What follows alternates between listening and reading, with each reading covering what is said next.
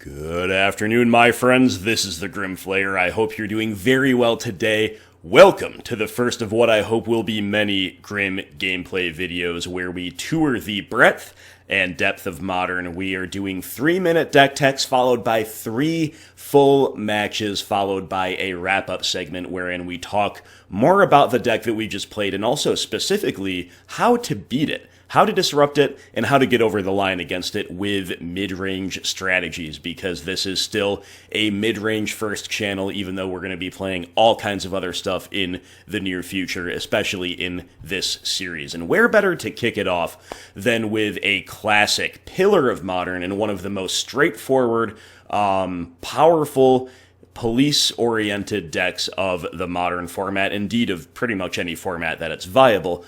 Good old Burn. So, pretty much does what it says on the tin. We are playing a great many Lightning Bolt or similar effects to execute a 7-card combo, if you will. We have to deal 3 damage 7 times to kill an opponent who has not gained any life. Opponents' fetch lands, thought seizes, and so on and so forth will help us over the line, and then we have sources of repeat damage in the form of our creatures. Goblin Guide is the strongest in a vacuum in terms of being a 2-power haste threat, but does come with some downsides, and does have a lower ceiling than Monastery Swiftspear, who does not have those downsides and also can get very large using that prowess keyword. Eidolon of the Great Revel having the highest ceiling of all, this card can totally lock opponents out, put them between a rock and a hard place where there is no path forward to victory. So we have 12 creatures that are sources, as I say, of repeat damage and even of advantage in a certain conceptual way. And then we have 16 Lightning Bolt style effects. Not all of them can go to the board, like Lightning Bolt itself can. You have Skewer the Critics, which is a sorcery speed Lightning Bolt, if you are able to enable Spectacle. And then you have Rift Bolt, which is a suspend Lightning Bolt, so it comes down a turn slower, or it's a Lightning Bolt that basically taxes you for 2 gray mana to play it. And then you have Lava Spike, which is a sorcery speed Lightning Bolt that cannot go to the board, cannot take care of creatures. But Lightning Bolt, best in class, all of the others, the closest imitators to Lightning Bolt that are available to us in this format. Searing Blaze is a 2-mana landfall spell.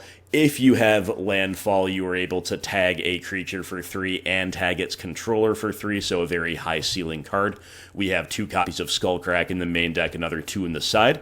This is a instant speed Lava Spike style effect that also blows out life gain. 4 copies of Boros Charm, which is mostly a deal 4, but has utility in certain situations. For example, giving a creature double strike against a Leyline of Sanctity, where you cannot target them for 4, is a good way to push more damage across the indestructible mode. Comes up at times, I'm sure. And then Lightning Helix, deal 3, gain 3. Classic burn card. Our land base is very straightforward and functional with 20 lands, just enough not to flood, especially when you consider that we have 5 canyon lands that help us cantrip when we are facing an excess of mana and a dearth of spells. And we also have fetch lands to fix our mana, yes, but also to enable Searing Blaze very well. Some basic lands because you can't leave home without those in a Path to Exile, Ghost Quarter, etc. meta. A Blood Moon meta, I would also say, but in our case, we cannot play around Blood Moon. Our deck is base red, so we don't care much about it. And to the extent that it allows our white cards in hand, oh well, nothing we can do about it. A Basic Plains is not very playable in a fast and ruthless format like this one. Alongside all of our 1-mana red spells, and then Inspiring Vantages and Sacred Foundries as our true dual lands that we don't mind tapping repeatedly. We have 3 copies of Path to Exile, and 3 copies of Rest in Peace, and 3 copies of Smash to Smithereens. These are like 3 different categories of interaction that all have pretty obvious use cases. Smithereens is our Shatter effect that also advances our clock. Path to Exile deals with threats, whether they be efficient ones like opposing Tarmogoyfs or Scourges of the Skyclaves, or opposing hate pieces that really do a number on our strategy. Path to Exile answers all of them without advancing our game plan, admittedly, but in such a way as none of our other cards really can. Rest in peace, also, like Path, not advancing our game plan directly, but we don't use our graveyard, so it is definitely incumbent upon us to play this type of hard hate that is asymmetrical. 2 copies of Core Firewalker, good Mirror Breaker, good against a lot of other matchups too, helping swinging races in our favor. 2 more copies of Skullcrack, allowing us to have up to 4 copies post-side, and rounding it out with Roiling Vortex, a new piece of technology. It is a 2-mana enchantment at the beginning of each player's upkeep. Roiling Vortex will deal 1 damage to them, so this is a symmetrical kind of slow burn effect, trickling in some damage. In long games, this will definitely add up and more than make up for, spending 1 card on it, right? But there's many more effects that are in play here. There is a static ability whenever a player casts a spell. If no mana was spent to cast it, Roiling Vortex deals 5 damage to that player, so definitely a good way to hate out decks that are trying to cheat cards out.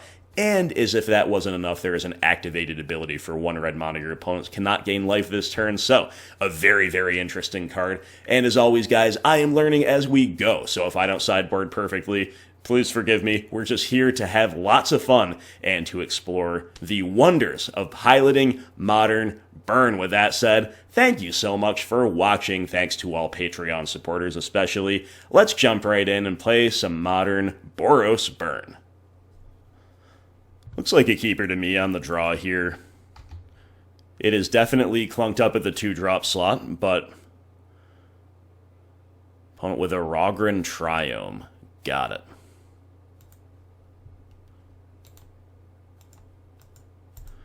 Spend a Rift Bolt, I guess. I don't know if on average it's better to go Lava Spike or Rift Bolt, so I'm just opting for the Rift Bolt here. Jeskai, possibly 4-color, possibly straight Jeskai. Wow. Ndatha Triome, so green and black are involved. I stand corrected. It is 5-color. 5 colors. So, this is about to be a really cool litmus test, actually, for where Modern is at, because if Burn cannot police a 5-color deck, then what is going on, right? I'm not going to worry about my life total so much. I think I'm supposed to get Eidolon down here and hope that it is sufficient to really punish them. There's no Spell Snare, there is no End-Step Bolt or Path. With 5 colors, I don't know what we're looking at here. Maybe Niv Mizzet, Pillar of the Perunes. Interesting. Interesting. Pillar, then pass.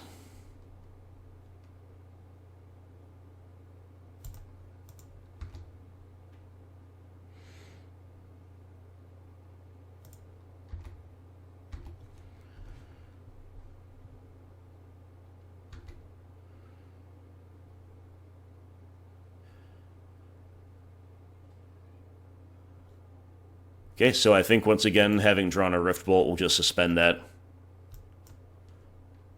Hold up Boros Charm, hold up Searing Blaze. That way, if they do answer our Eidolon, we don't take as much damage.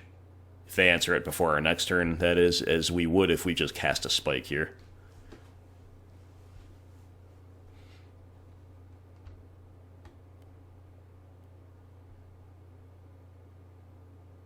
Pillar is a really cool land.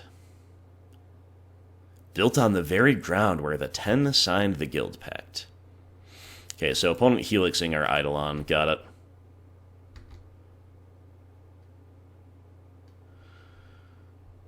I don't think they're gonna... Well, okay. I'm gonna let them untap. I don't think they're gonna play anything in a deck like this, which does appear to be Niv Mizzet, that will die to Searing Blaze, but that doesn't mean we don't want to target it, right? Because that's just a good way to turn those into deal 3s. Let's see what they've got. Loxodon Smiter. Huh. Wow. Okay.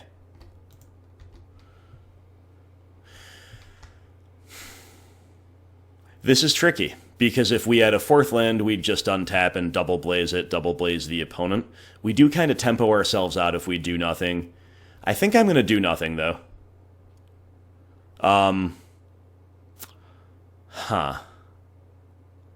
Or we can just point the Rift Bolt at this thing.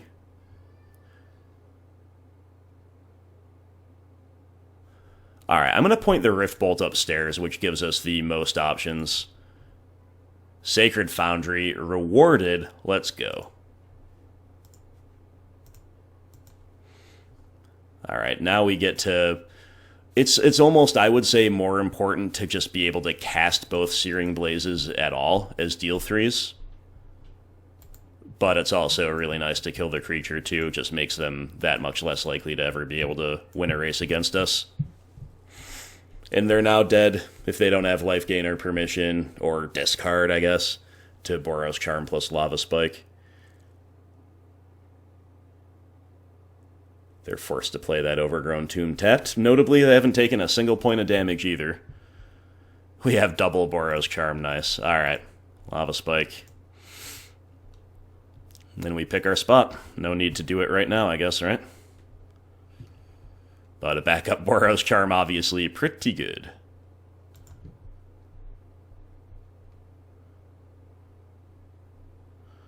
Oh yes, here comes tapping out for something. Lightning Helix, we respond with a Charm. Perfect example. Maybe they have another Helix, but fighting through 3 Lightning Helixes in the top 11 cards would be completely unlikely. Got him! Whoa, burn is cool. Alright, sideboarding against what I assume is 5-color Niv to Light. Roiling Vortex, that's good against Spring Delight maybe, but maybe that's a little bit... I mean, we could consider it. Consider Skullcracks here. I probably won't sideboard very much. I think I'm supposed to cut Searing Blazes even though they were fine there. Let's try some stuff that's more direct damage oriented with Skullcrack and Roiling Vortex. It's very possible we want to reach for some other stuff once we see more out of their deck. I think fine, because we haven't seen that much of the deck to stay on plan, stay proactive. And this is a good keep. We got a turn 1 creature into that turn 2 Eidolon. Taking it from there. I think this is a fine and dandy keepable hand.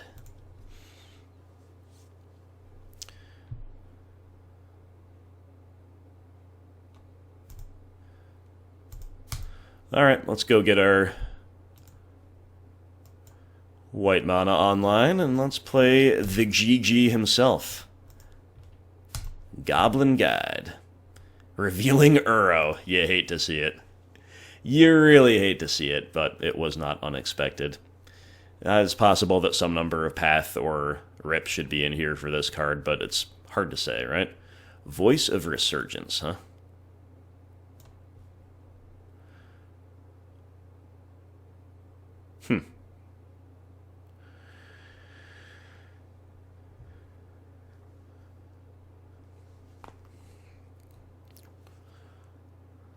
So we can Lightning Bolt that, then suspend a Rift Bolt or spike the opponent in attack. Or we could just play an Eidolon, but we're probably supposed to answer this, I guess. But obviously the opponent's going to gain life off of Uro. This is all a little bit rough.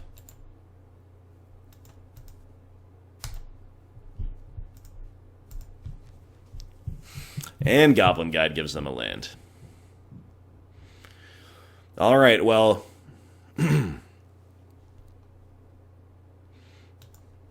let's see if Uro is the play. I have to imagine it will be.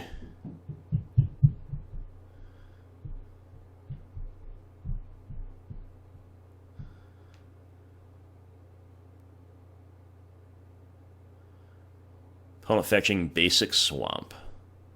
That's interesting, because they cannot escape Uro on turn 4 this way. But, you know, Bloodstained Mire. What are they supposed to do instead? Maybe Faction Shock? I don't know.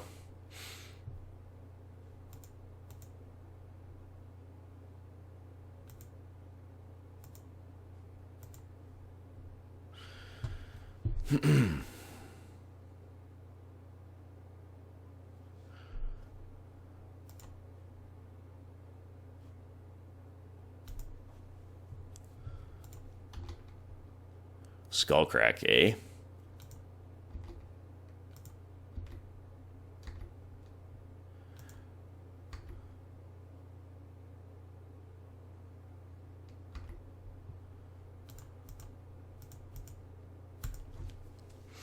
Get an Eidolon down.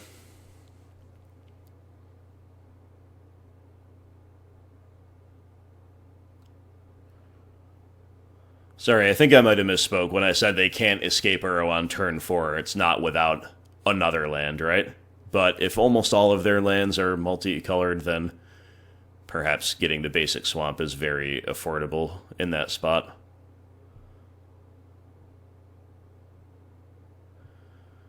They need to fill up the graveyard too, though, which they have not, so maybe just kind of a null observation.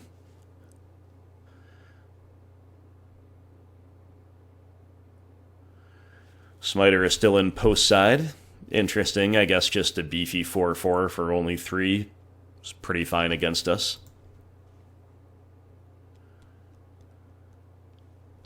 It's interesting this card doesn't see more play, right? But maybe the shells for it are not especially prevalent. Maybe the shells for it can also just play good old Veil of Summer as discard hate.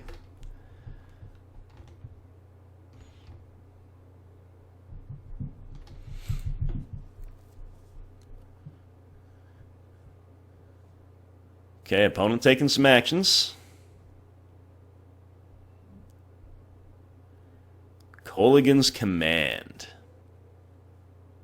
Rough. Pretty rough, pretty rough.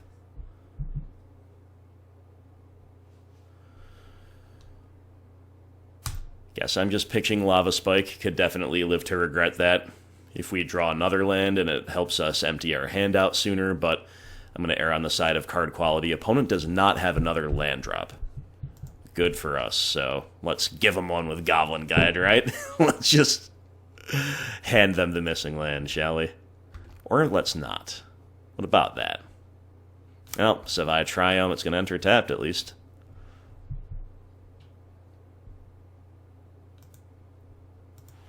Okay, opponent jumping with the Elemental. I kind of knew they would at some point, which is why we pointed the spike, or the Rift Bolt upstairs rather than at the board. So the big question is, do we feel able to go without the Skullcrack in order to play Eidolon? We're basically hoping the opponent doesn't draw an untapped land this turn. Sure, I guess we'll play for the high upside here.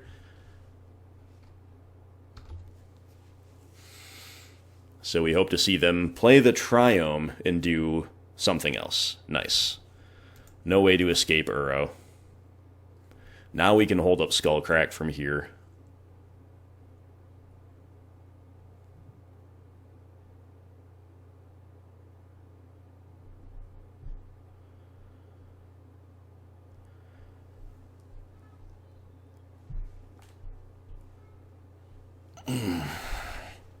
There is a lot of sitting around with Burn because opponents have to navigate very carefully. Your actions are a lot more straightforward on average. Hope you guys will have fun with this one, though. I am having fun. We are here for the fun. And I guess we just win, right? Because Pillar can't cast anything. We do 4, we do 3, and we attack and we do 2. Okay, good games. Unless they have Force of Negation. Let's go for it. Never scared. Taking a bunch of damage off our own Eidolon.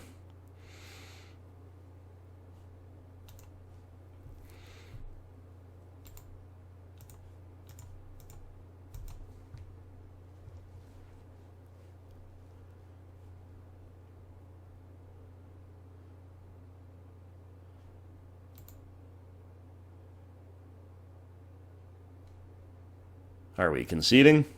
There we are. Nice. All right, 5-color deck status. Policed. Burn them all, right? The Mad King says to Jaime Lannister, burn them all, and that's what we do. Hey, winning the die roll. That's a good thing. That's a great thing. Goblin Guide hand. That's a good thing. That's a great thing. OP keeping 7 as well.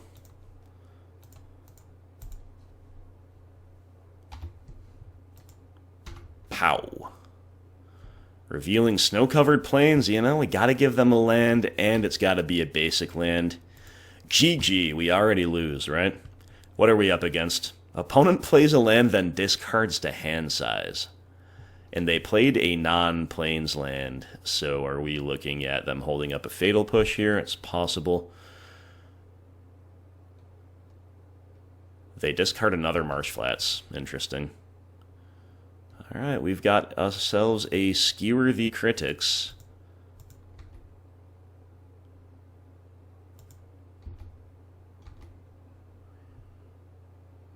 Revealing Monomorphos, huh?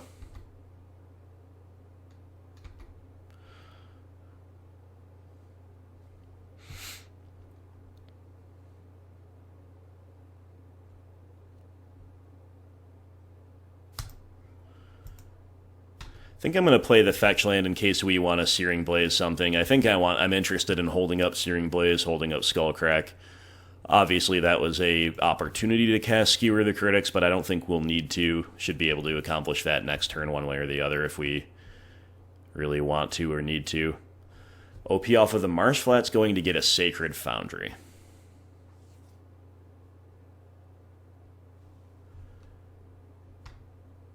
We know about the plains, we know about the Morphos, which is castable now. Inkmoth Nexus into Stoneforge Mystic. You got it.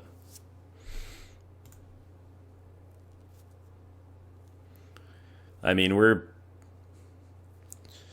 representing Searing Blaze pretty hard. They go get Sword of Fire and Ice. Makes some sense.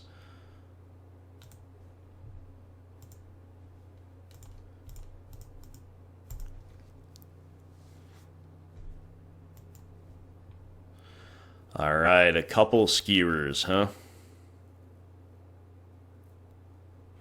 So we put them to 10, 4. Yeah, that's probably correct. We can even hold back our Fiery Islet for a Blaze next turn. Pure Steel Paladin. You know, there's no way for us to answer this. We're not holding up any instant speed removal. So it's definitely going to be at least one Skewer. We could hold up Skullcrack. I think I'm just going to play another Skewer and say, kill us this turn or die next turn, right? If we had another fetch land, obviously holding that up to Searing Blaze the Inkmoth Nexus in response to something would be cool, but that's not where we're at.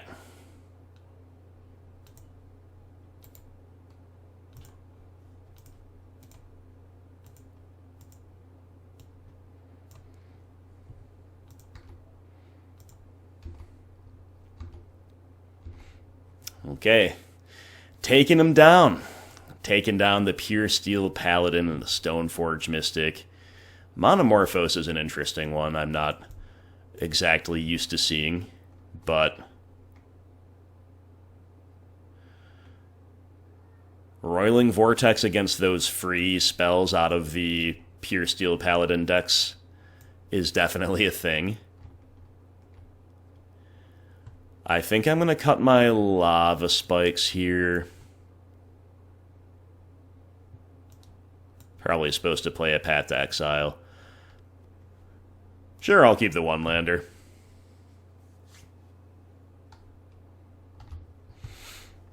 One-lander with a good amount of interaction, double Goblin Guide. Difficult to argue too hard against that. And we do draw the second land immediately, which is quite nice.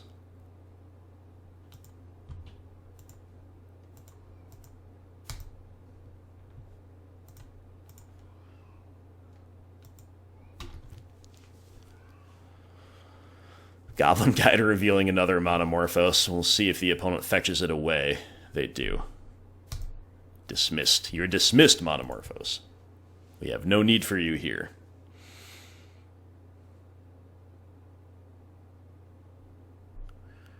A main phased Lightning Helix has got to be incorrect. Unless they're just playing around Skullcrack, which I respect. So maybe I take that back a little bit. But if they were not fearful of Skullcrack, obviously the idea would be let the Goblin Guide trigger go on the stack before you burn it away. Sunforger, okay. You know, this didn't seem exactly like Hammer Time to me. This makes a lot more sense. We're against a Sunforger combo deck. I'm not sure exactly how it works, but we're just gonna take that as we get there. So opponent has a Monorock and a Sunforger, where they can tutor up fun things. And we're starting to flood a bit, which is not the worst thing in the world, with a couple of Sunbait Canyons around, and also a handful of instants to hold up.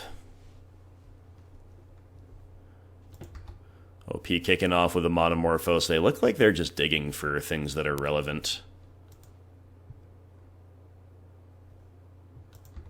I got another one. Oh boy. Would Eidolon be locking them out or what? Interestingly, they filter into blue. We haven't seen any blue lands at all. I'll have to refresh myself on Sunforger after this. I think it's likely to have a toolbox involved, but there also is probably some kind of a combo finish, if I'm remembering correctly. OP going to get that good old Batterskull. Alright. So I definitely don't mind bolting.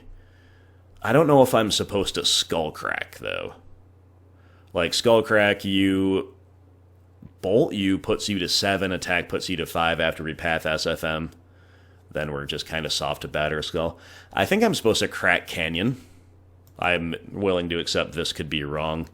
And then I'm going to take a different tactic of just bolting the board here. Playing a little longer game. We have found another Skullcrack. Got it. And we're giving the opponent an untapped land. Got it. Yep, that sucks. An untapped basic land, no less. And there's good old Batterskull.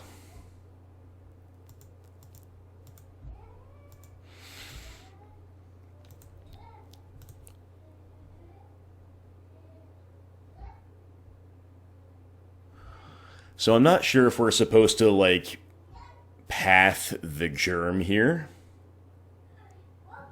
and try to just continue racing them, like cast a Skullcrack for efficiency and then hold the other one up.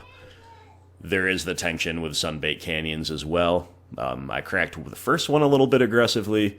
I think we've been rewarded because we're not finding hard hate or anything. Alternatively, and I'm just going through this while the opponent's waiting for their trigger to resolve. Alternatively, cracking another canyon before we do anything is interesting just because we could be digging toward Smash to Smithereens, which is a much better way to deal with Batterskull than pathing the germ, which is really bad. The problem with that is if we don't hit anything to do, we do kind of time walk ourselves here. Okay, opponent's back with us. I'm going to crack the canyon. Let's see what we can find. Another land. Alright. We're flooding a lot, not finding our sideboard cards that line up, and the flood continues. So we now basically have got no choice but to path the germ and hope that Goblin Guides and Skullcracks can squeak over the line. Opponent still got 5 cards in hand, though. So if they're even able to delay the game a bit, Batterskull's going to come back for us. Goblin Guide gives them, I think, the third land of the game. Alright. You know, despite all this, we have every chance of probably just stealing the game. Kind of funny. Really weird spot to be in. We don't care that much about Spell Skite. They can activate it once for free.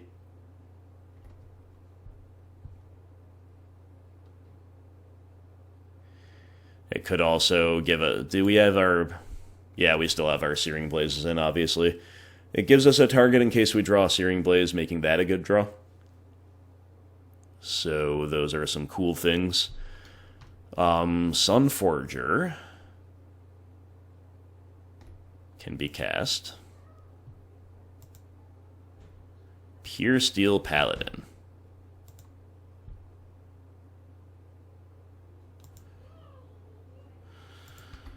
Yep. That's a scary one. So now they're protecting that. Now we have no removal. And now they can play Sunforger and attach that too. And then once they're able to unattach and reattach, it's just all over. So we kind of have to kill them this turn. To that end, we need to just Skullcrack on the end step here for the sake of efficiency. This is pretty cool, though, from OP. I don't know if you guys could hear our kids going a little crazy there. Alright, let's just draw a burn spell, you know? After all the opponents had, let's just draw another burn spell. One that can't be... Oh, Aspiring Vantage. Okay, okay. Well, we lose through some ridiculous flood, right? So I'm going to Goblin Guide to get a little more information before we concede the game. And we got to go to game 3. So, with that in mind, now that we know it's a Sunforger deck, I'm not that interested in Roiling Vortex. I don't think we really want this stuff. Like, Core Firewalker is a little cute because they're tutoring with red spells, maybe, with the Sunforger loop, but probably not what we need. Another path or two would be okay.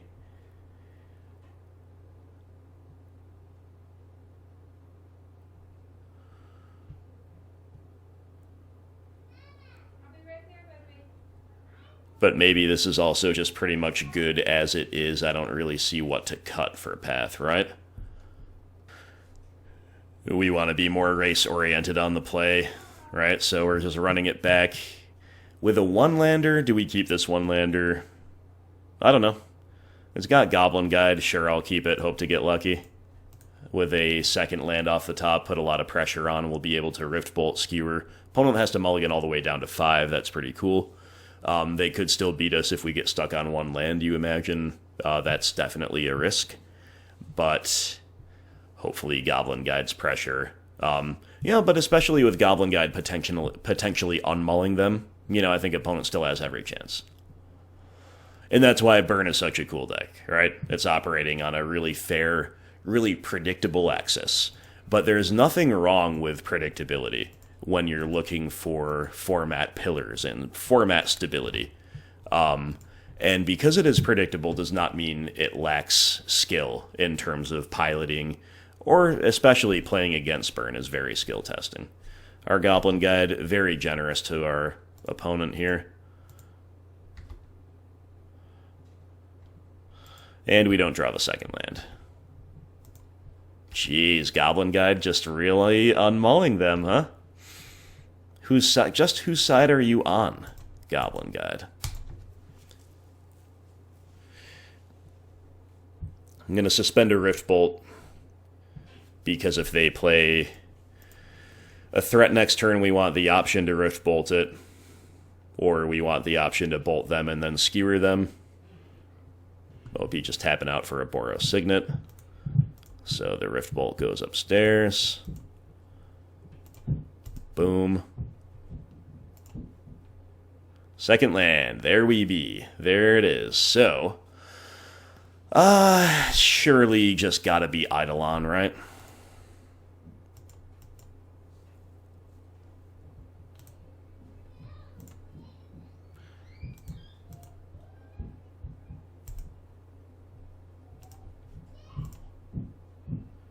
Goblin Guide reveals Fervent Champion. Intriguing addition to a Sunforger deck. 1 mana first strike haste when it attacks. Another knight gets +1/+1 if it's attacking that you control. Perhaps most importantly, equip abilities are going to be close to free or completely free in this deck, right? They hardcast Sword of Fire and Ice, they get to put Fervent Champion, they get to equip it for free, which is really, really good. But do they even have the luxury of attacking? They do. Okay. Yeah, I mean, killing Eidolon, but Goblin Guide gets to kill him on the crackback, right? Because all we need is another burn spell, which we have.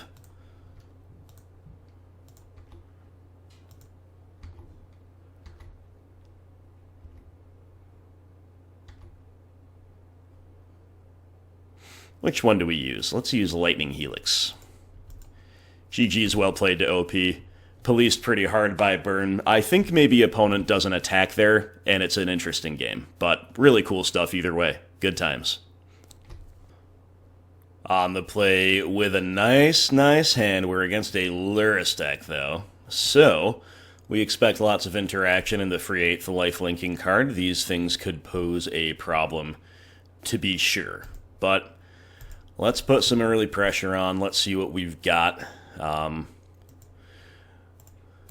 If we are against the expected most common Lurrus deck of Rakdos Shadow, it'll definitely be very interesting as to how to proceed. We see light up the stage, and also probably beyond my capabilities as a brand new burn noob, in terms of like how exactly to strike that balance. But we are against a light up the stage deck, so maybe it's a burn mirror, but they're playing Lurrus. I don't exactly know why people kind of stopped playing Lurrus.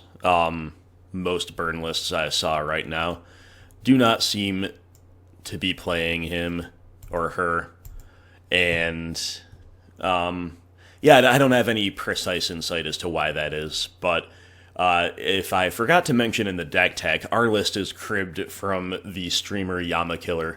It was like the second most recent list on Goldfish at the time that I looked one up, and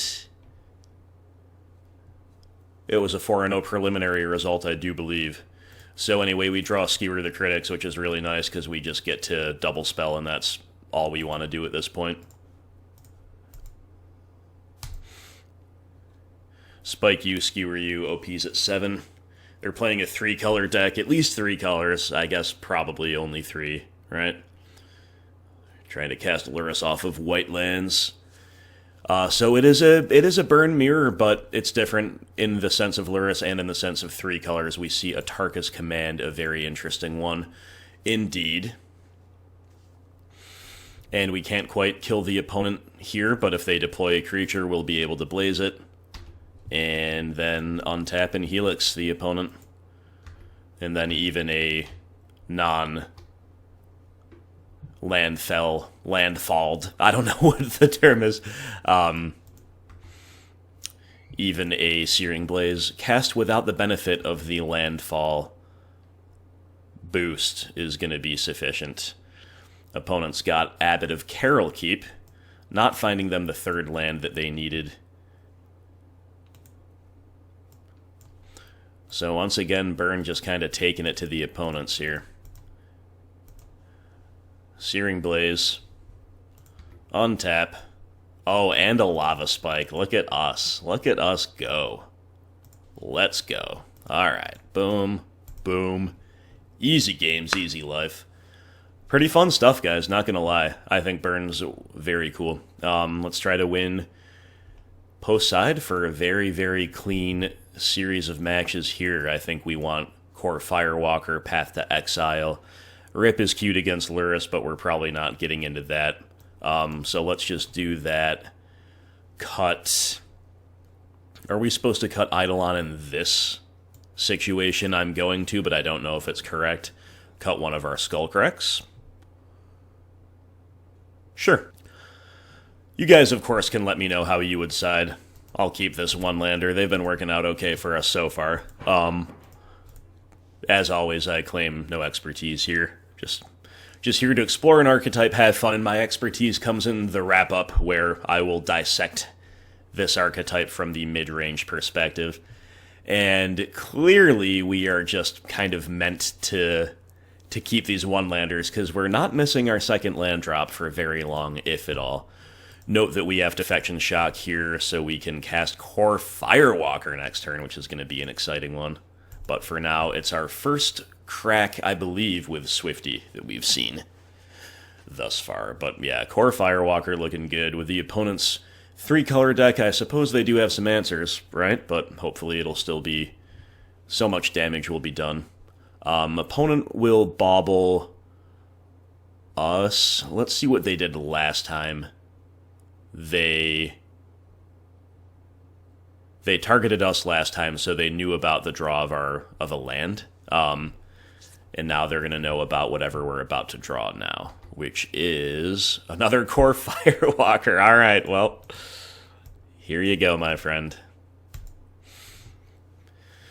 The Bolt of our Swifty is very sad, but we've got a lot to like about finding both Core Firewalkers, or do we play 3? I don't remember. Yes, we're going to want to always yes when we get a chance.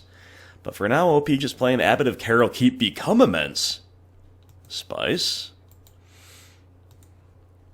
Are we supposed to try to bait them into casting that, basically, and then blow them out with a Path to Exile? Oh, I'm sorry, I forgot this disappears at the end of the turn.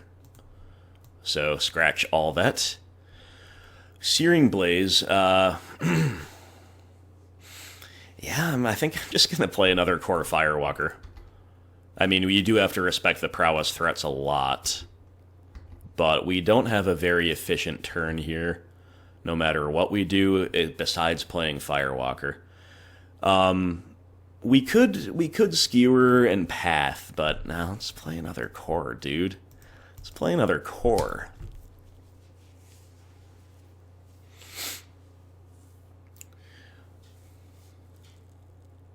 It's not beyond the realm of possibility that opponent plays like a sweeper effect. Something they could take him down like Kozilek's Return, but I really doubt we're supposed to play Frightened of that. OP with a Crash Through.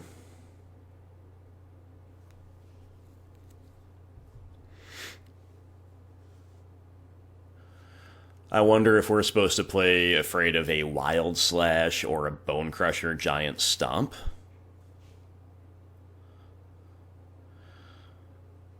I think I'm just going to take the hit just in case. It seems like it's kind of hard to lose if they don't get to blow us out here.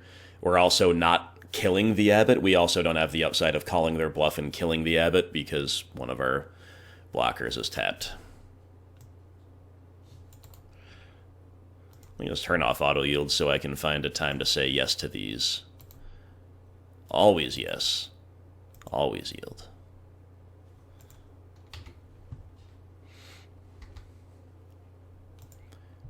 Okay, TBR.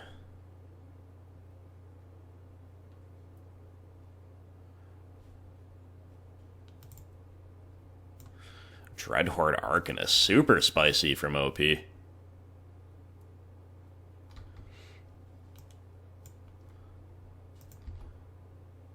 draw the Lava Spike.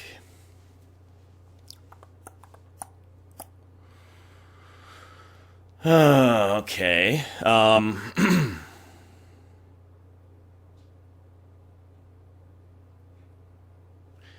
So if we spike in Skewer, we're just gaining a bunch of life.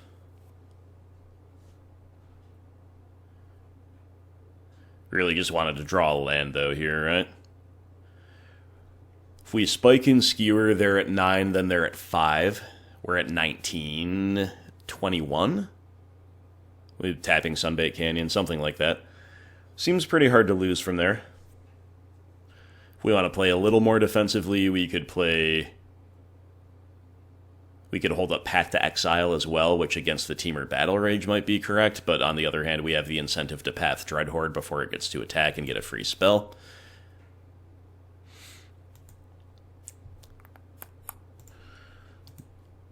Definitely spiking.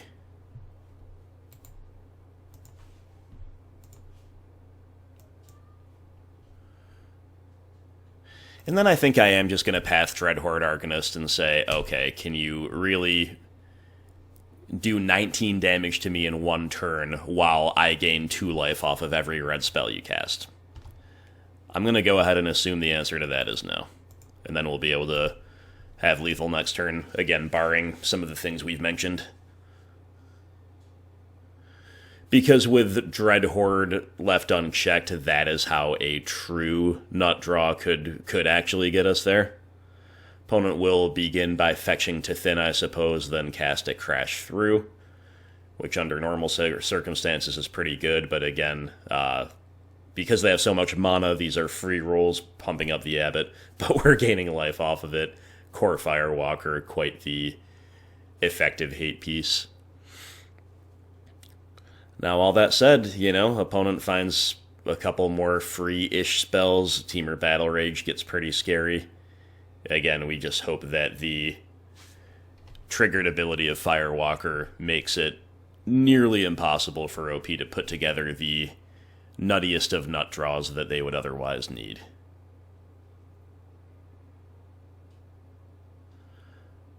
Little suspense here, little suspenseful. Hey, hope you guys are having fun.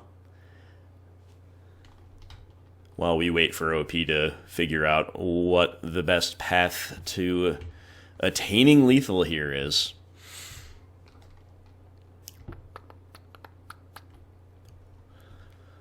While we're waiting, I'd like to thank Card Hoarder. They do not ask me to do any single thing to shout them out for the sponsorship besides put the Card Hoarder logo somewhere on my YouTube profile, and I have done that, but it is just a great company to deal with. I've dealt with them for hundreds of transactions, buying and selling prior to the sponsorship, and the sponsorship is just great. It's enabling me to, at no cost to myself, at no hassle to myself either, and time is definitely a major mitigating factor for me these days with Magic.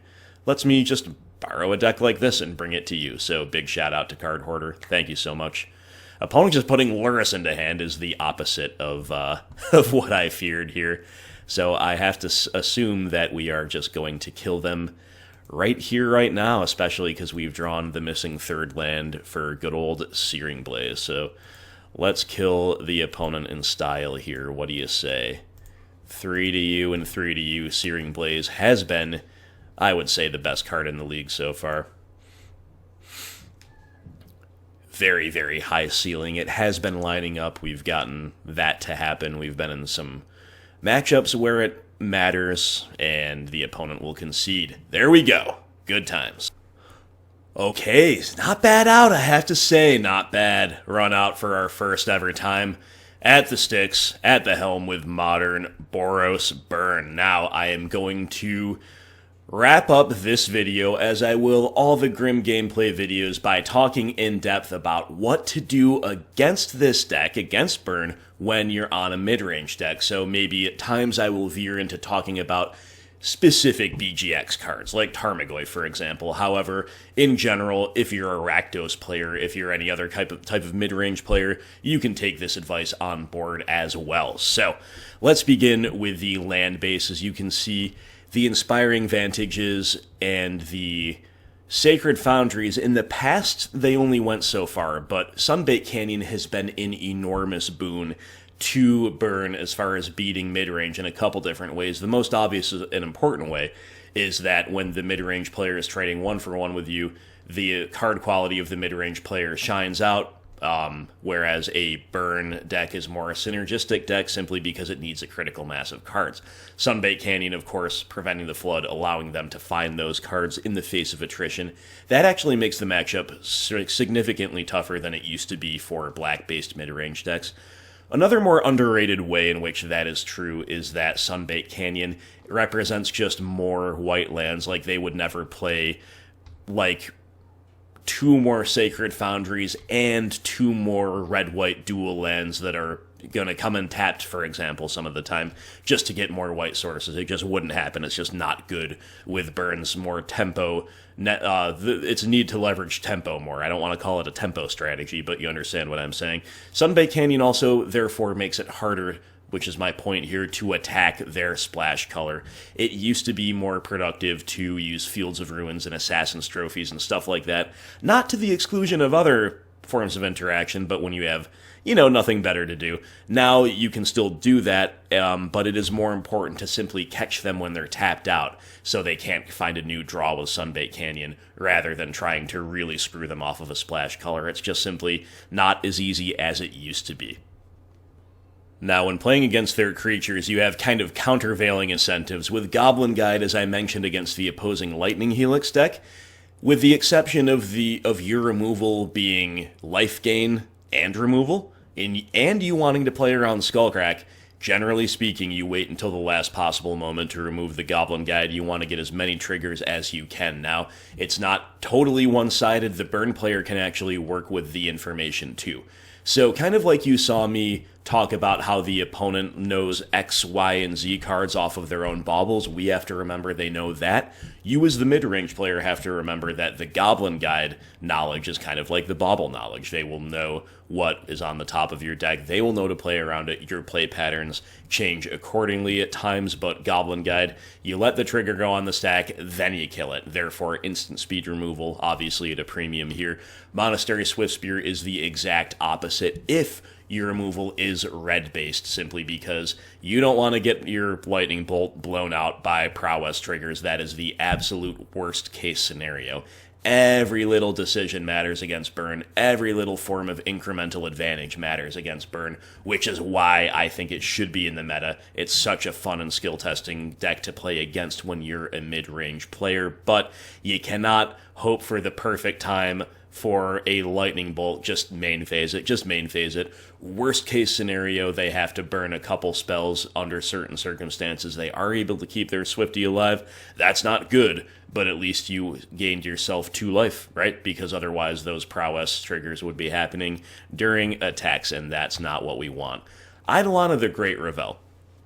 These days, it is more kill on sight than it used to be. And the only reason I say it's that is because rock decks, Jund decks in general, we do have a higher concentration of permanents and of spells in general that are a lower curve, right? Especially post-side against Burn, we're not seeing as many Kalidas Trader of Gets, although he's making a bit of a comeback right now, and not as many Huntmaster of the Fells as we used to. Things are lower curve, they're more efficient, they have to be, right? So Eidolon is just really that much more of a high priority removal and discard target than it already was. These taxes line up. However, if you have early pressure, if you have an early Tarmogoyf, or if you've got a really aggressively slanted, especially Jund curve out, keep in mind that Eidolon can actually lock the opponent out.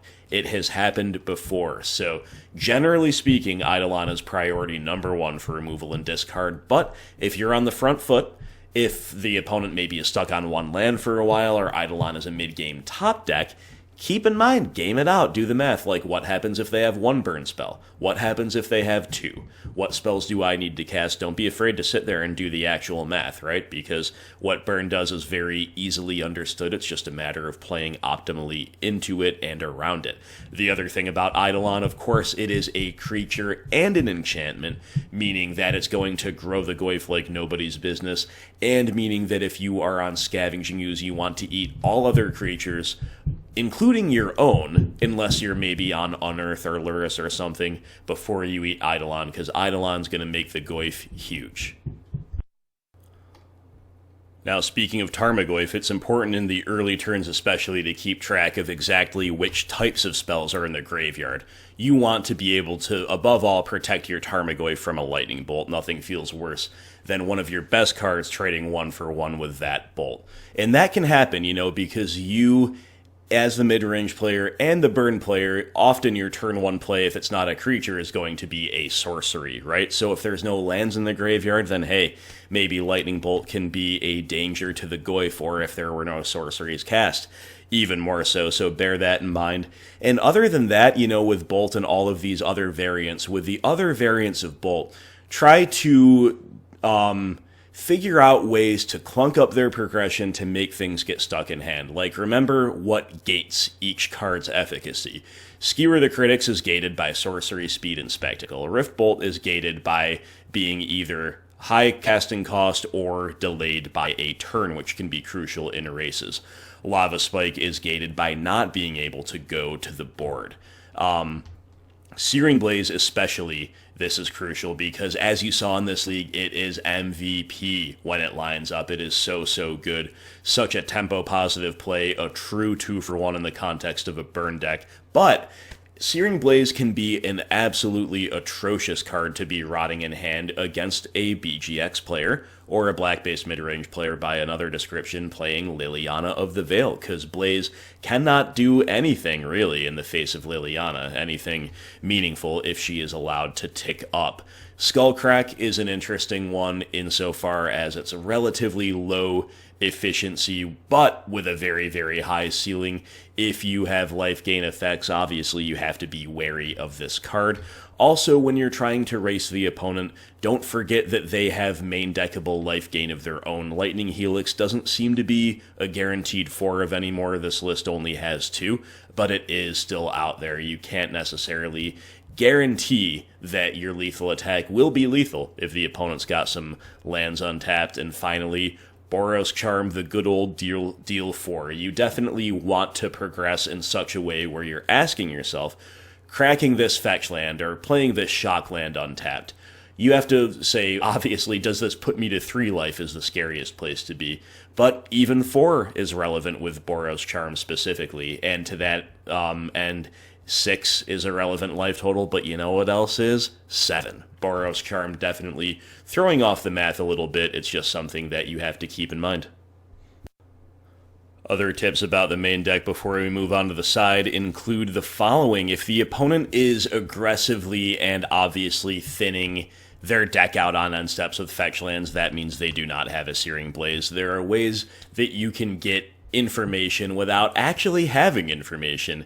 That's a great example as to one of them. Obviously, representing instants in general is something that Burn does very well, but remember that they also, with Monastery Swiftspear, have incentives to just main phase effects as well. The other thing is that you don't necessarily need to play these beautiful Arid Mazes if you are a Burn player. Any red fetch land will do, so bear that in mind. Off-color fetches can represent Burn. Always be thinking when the opponent goes fetch land pass of all of the various possibilities, because unnecessarily fetching and shocking, for example, against this deck, can be the difference between winning and losing. But moving on to the sideboard, as far as effects against BGX or other mid-range is concerned, Path to Exile has got to be up there no matter what you're playing. I think Burn players most likely regard this as a necessary evil, and I think some Burn players might want to side out from cards like Searing Blaze or Skullcrack or something along those lines, especially if they're bringing in both Path and Rest in Peace, because if the Burn player over sideboards, it is probably a mistake against almost any archetype. Very much true against mid-range, where we can punch a hole in their game plan. They really want a critical mass of good top-decked Burn spells to finish us off after some early damage is dealt, after some trading is done. If they've got a lot of conditional cards like Blaze, a lot of reactive medium-powered cards like Skullcrack if they're not hitting their high ceiling, plus the sideboard cards that don't directly advance their plan like Path and Rip, if an overzealous Burn player over sideboards, we can definitely exploit that. But if they don't, well, maybe you can expect some of, again, those more reactive or conditional cards to make way for a hard answer like Path to Exile or a hard hate piece like Rip. I think this is more likely against BGX than against other mid-range decks, because Tarmogoyf is definitely one of the very best cards in the matchup. Tarmogoyf, Collective Brutality, Inquisition of Kozilek, Fatal Push, these are your bread and butter. Maybe Lightning Bolt 2 on Jund, but Tarmogoyf, definitely the best creature overall, with a very, very high floor. They seek to take that floor away with a card like Rest in Peace, but it can work to our advantage, again, especially with Liliana around. Definitely don't be afraid to take it. On the other hand, leaving it and playing a more above-ground game, if your progression is not wholly dependent on cards that get hosed by Rip, is totally fine. That's a very, very context-dependent decision. And, I wouldn't necessarily expect a ton of Skullcracks to be in, but some number of them post-side certainly reasonable, especially if the opponent does not have as much sideboard tech to reach for. So there can be a bit of a mind game that comes up with Skullcrack versus a blind Collective Brutality when the co-brew player is on the draw, or in later turns when you have cards like Weather the Storm involved. That is why we value hand information highly. At the same time, you kind of have to side out all of your thought seizes. That is why those cues from things I mentioned with like opponent aggressively thinning, indicating they don't have a Searing Blaze, that is why those cues are very important. If you can't tell, I love this matchup. I think it's delightful. I've said that before. Core Firewalker could definitely be a threat against more red-based mid-range decks like Rakdos or even Jund. Definitely saw the power of that card this game, although admittedly not anywhere near as powerful against those decks as it was here in the pseudo-mirror. Finally, Roiling Vortex. I don't know. The Burn players in the comments maybe can tell me how good this is against mid-range. I know if you're on a Lurrus build, this is definitely a good way to really blow out the Mishra's Baubles if you think the other effects are worthwhile. When the games are expected to go along, that 1 damage per turn can add up. It is good anti-life gain tech, but it doesn't have the high floor of Skullcrack in that it's just going to deal 3. Roiling Vortex taking a few turns to really get up to 3, and then another turn beyond that to exceed the Skullcrack damage, all while being symmetrical, right? So this is just another thing that they could overboard into with some top decks that are a too high density of top decks to finish off the game in the timely fashion they need to. So I think if you look at Burn sideboards over the past few years, sideboard guides, the sideboards themselves change a bit. The sideboard guides don't really seem to agree. I remember seeing that when I researched for my Patreon article on this archetype, and I think nothing much has changed, so just bear that in mind. There's a variety of approaches. It will depend on the player, it will depend on the meta, what tech they reach for, both in terms of registering their deck and what they like to bring in against you. With that in mind, keep in mind what your Game 1 progression looked like to them, right? Because mid-range decks have a lot of variance in their construction too, and the Burn player might be likely to react to the type of thing that beat him or her in Game 1. If you went discard into Goyf plus push, you can expect Rest in Pieces to be in, all else being equal. That's just one example. You get the picture. So there you go, guys. You have any other questions on what to do against this or that aspect of Burn with a mid-range deck, leave them in the comments below. Otherwise, let me know what you think about this type of content. I'm just trying to reconnect with what I love about Magic. I'm trying to have fun, again, with Magic. At the same time, I'm trying to bring you serious, useful, and entertaining content. Let me know how I did here. So thank you so much for watching. Thank you to all Patreon supporters. If you have heard kind of a little bit of a rumbling or knocking noise, that is my kids playing upstairs. It sounds like I'm knocking my desk. I'm not. It is the reverberations from them jumping around on the floor above me, traveling up through my desk and maybe causing the microphone to shudder a little bit that way. So apologies for that, and otherwise, I hope you guys liked this one. So much more grim gameplay to follow. I will be letting my supporters, by and large, dictate the content here in terms of what decks I feature, but you can always, as a viewer, let me know what you'd like to see as well. Thank you so much for watching. Thank you for sticking with me through all the changes to the content. I hope never to have to set my fur cloak and my blood-stained gloves and my grim axe down. I want to keep bringing you content in a way that's enjoyable for everybody, educational for everybody, and fits with my lifestyle, which is ever busier. This is my attempt at that. We're going to play more of these to come, and I hope to see you for those. Talk to you soon.